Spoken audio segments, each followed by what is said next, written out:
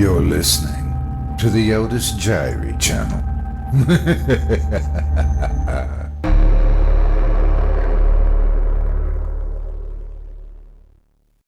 A School Story by M.R. James. Performed by Otis Jiry.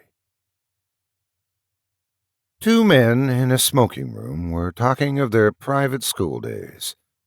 "At our school," said A, "we had a ghost footmark on the staircase." "What was it like?" "Oh, very unconvincing. Just the shape of a shoe, with a square toe, if I remember right. The staircase was a stone one. I had never heard any story about the thing. That seems odd. When you come to think of it, why didn't somebody invent one, I wonder? You never can tell with little boys. They have a mythology of their own. There's a subject for you, by the way, the folklore of private schools. Yes, the crop is rather scanty, though, I imagine. If you were to investigate the cycle of ghost stories, for instance, which the boys at private schools tell each other, they would all turn out to be highly compressed versions of stories out of books. Nowadays, the Strand and Pearsons, and so on, would be extensively drawn up. No doubt, they weren't born or thought of in my time. Let's see. I wonder if I can remember the staple ones that I was told. First, there was the house with a room in which a series of people insisted on passing a night, and each of them, in the morning, was found kneeling in the corner and had just time to say, "I've seen it," and died. Wasn't that the house in Berkeley Square? Well, I dare say it was. Then there was the man who heard a noise in the passage at night, opened his door and saw something crawling toward him on all fours, with his eye hanging out on his desk. There was besides, let me think. Yes, the room where a man was found dead in bed with a horseshoe mark on his forehead, and the floor under the bed was covered with marks of horseshoes also. I don't know why. Also, there was the lady who, on locking her bedroom door in a strange house, heard a thin voice among the bed curtains say, "Now we're shut in for the night." None of those had any explanation or sequel. I wonder if they go on still, those stories. Oh, likely enough, with additions from the magazines, as I said. You never heard, did you, of a real ghost story at a private school? I thought not. Nobody has that ever I came across. From the way in which you said that, I gather that you have. I really don't know, but this is what was in my mind. It happened at my private school 30-odd years ago, and I haven't any explanation for it. The school, I mean, was near London. It was established in a large and fairly old house, a great white building with very fine grounds about it. There were large cedars in the garden, as there are in so many of the older gardens in the Thames Valley, and ancient elms in the 3 or 4 fields which we used for our games. I think, probably, it was quite an attractive place, but boys seldom allow their schools possess any tolerable features. I came to the school in a September, soon after the year 1870, and the boys who arrived on the same day was one whom I took to, a Highland boy, who I will call MacLeod. I needn't spend time in describing him. The main thing is that I got to know him very well. He was not an exceptional boy in any way, not particularly good at books or games, but he suited me. The school was a large one. There must have been from 120 to 130 boys there, as a rule, and so a considerable staff of masters was required, and there were rather frequent changes among them. One term, perhaps my 3rd or 4th, a new master made his appearance. His name was Sampson. He was a tallish, stoutish, pale, black-bearded man. I think we liked him. He had traveled a good deal and had stories which amused us on our school walks, so that there was some competition among us to get within earshot of him. I remember, too, dear me, I've hardly thought of it since then, that he had a charm on his watch chain that attracted my attention one day, and he let me examine it. It was, I now suppose, a gold Byzantine coin, There was an effigy of some absurd emperor on one side, and the other side had been worn practically smooth, and he had cut it on it rather barbarously his own initials, GWS, and a date, 24 July 1865. Yes, I can see it now. He told me he had picked it up in Constantinople. It was about the size of a florin, perhaps rather smaller. Well, the first odd thing that happened was this. Samson was doing Latin grammar with us. One of his favorite methods, perhaps it is rather a good one, was to make us construct sentences out of our own heads to illustrate the rules he was trying to make us learn. Of course, that is a thing which gives a silly boy a chance of being impertinent. There are lots of school stories in which that happens. Or, anyhow, there might be. But Samson was too good a disciplinarian for us to think of trying that on him. Now, on this occasion, he was telling us how to express remembering in Latin, and he ordered us each to make a sentence bringing in the verb menini. I remember. Well, most of us made up some ordinary sentence such as, I remember my father, or he remembers his book, or something equally uninteresting, and I dare say a good many put down memino liberum meum, and so forth. But the boy I mentioned, McLeod, was evidently thinking of something more elaborate than that. The rest of us wanted to have our sentences passed and get on to something else, so some kicked him under the desk, and I, who was next to him, poked him and whispered to him to look sharp. But he didn't seem to attend. I looked at his paper and saw he was putting down nothing at all. So I jogged him again, harder than before, and upbraided him sharply for keeping us all waiting. That did have some effect. He started and seemed to wake up, and then very quickly he scribbled out a couple of lines on his paper and showed it up with the rest.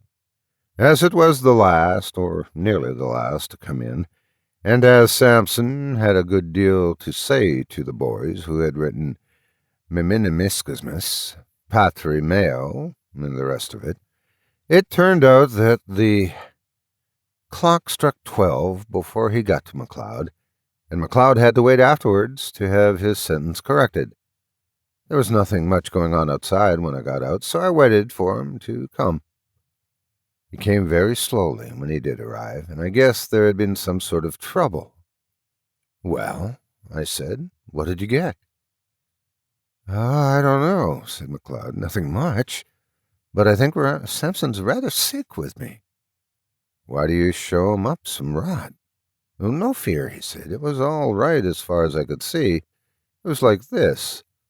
Memento, that's right enough for remember, and it takes a genitive.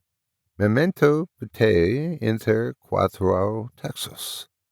What silly rot, I said. What made you shove that down? What does it mean? Well, that's the funny part, said McLeod. I'm not quite sure what it does mean. All I know is it just came into my head and I corked it down.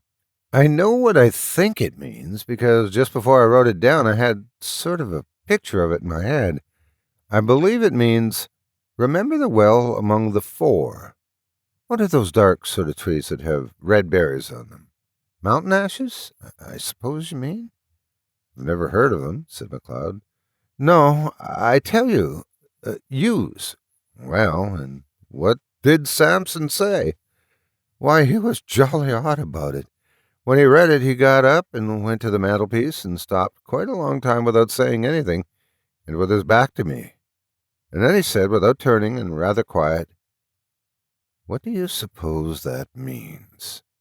I told him what I thought, only I couldn't remember the name of the silly tree, and then he wanted to know why I put it down, and I had to say something or other. And after that he left off talking about it and asked me how long I'd been here and where my people lived and things like that. And then I came away, but he wasn't looking a bit well. I don't remember any more that was said by either of us about this. Next day McLeod took to his bed with a chill or something of the kind, and it was a week or more before he was in school again. and as much as a month went by without anything happening that was noticeable. Whether or not Mr. Sampson was really startled, as McLeod had thought, he didn't show it. I'm pretty sure, of course, now that there was something very curious in his past history, but I'm not going to pretend that we boys were sharp enough to guess any such thing. There was one other incident of the same kind as the last which I told you. Several times since that day we've had to make up examples in school to illustrate different rules, but there had never been any row except when we did them wrong. At last there came a day when we were going through those dismal things which people call conditional sentences, and we were told to make a conditional sentence expressing a future consequence. We did, right or wrong, and showed up our bits of paper, and Samson began looking through them. All at once he got up, made some sort of noise in his throat, and rushed out by a door that was just by his desk. We sat there for a minute or two, and then, I suppose it was incorrect, but we went up, I and one or two others, to look at the papers on the desk. Of course, I thought someone must have put down some nonsense or other, and Samson had gone off to report him. All the same, I noticed that he hadn't taken any of the papers with him when he ran out. Well, the top paper on the desk was written in red ink, which no one used, and it wasn't in anyone's hand who was in the class. They all looked at it, McLeod and all, and took their dying oaths that it wasn't theirs. Then I thought of counting the bits of paper, and of this I made quite certain that there were 17 bits of paper on the desk, and 16 boys in the form. Well, I bagged the extra paper and kept it, and I believe I have it now. And now you will want to know what was written on it. It was simple enough and harmless enough, I should have said. Si tu non veneris ad me, ego veniam ad te. Which means, I suppose, if you don't come to me, I'll come to you. Could you show me the paper? Interrupted the listener. Yes, I could, but there's another odd thing about it. That same afternoon, I took it out of my locker. I know for certain it was the same bit, for I made a finger mark on it, and no single trace of writing of any kind was there on it. I kept it, as I said, and since that time I've tried various experiments to see whether sympathetic ink had been used, but absolutely without result. So much for that. After about half an hour, Samson looked in again and said he felt very unwell and told us we might go.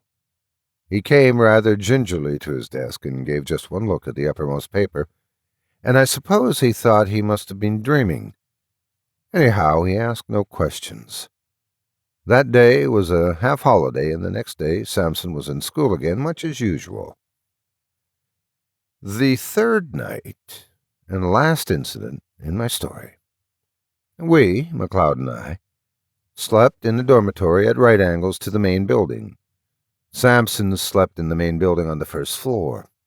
There was a very bright full moon, at an hour which I can't tell exactly, but sometime between 1 and 2, I was woken up by somebody shaking me. It was McLeod, and a nice state of mind he seemed to be in. "Come," he said, "come. There's a burglar getting in through Samson's window." As soon as I could speak, I said, "Well, why not call out and wake everybody up?" No, he said. "I'm not sure who it is. Don't make a row. Come and look." Naturally, I came and looked, and naturally there was no one there. I was cross enough and should have called McLeod plenty of names. Only, I couldn't tell why.